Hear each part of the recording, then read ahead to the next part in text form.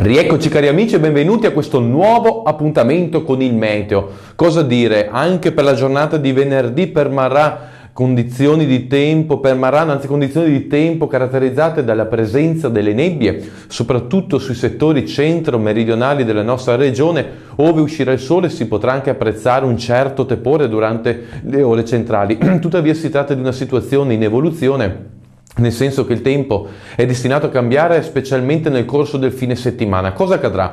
L'immagine qui a fianco a me fa vedere la distribuzione delle alte e delle basse pressioni a circa 5.500 metri. Con i colori sul giallo e l'arancione si indica alta pressione, si può notare un'elevazione dell'alta pressione in pieno oceano. Questo favorirà la discesa di una saccatura appunto sul nostro territorio. Questa saccatura sarà accompagnata da aria più fredda, di conseguenza ci sarà un peggioramento del tempo nel corso della giornata di sabato, anche se il grosso del maltempo interesserà soprattutto i settori centro-meridionali del Veneto. Ci sarà una diminuzione delle temperature, con esse anche della quota neve, che potrà scendere anche al di sotto dei 1000 metri, ma non raggiungere le aree pianeggianti. Per quanto riguarda invece la domenica, ci sarà un miglioramento del tempo con temperature più fresche, soprattutto in quota. Durante la notte avremo temperature anche prossime, localmente di poco al di sotto dello zero sulle aree pianeggianti, e poi il bel tempo dovrebbe interessare anche l'inizio della prossima settimana. Con ora conclusa, auguro a voi tutti un sereno fine settimana. Per quanto riguarda questa trasmissione, ci vediamo all'inizio della prossima.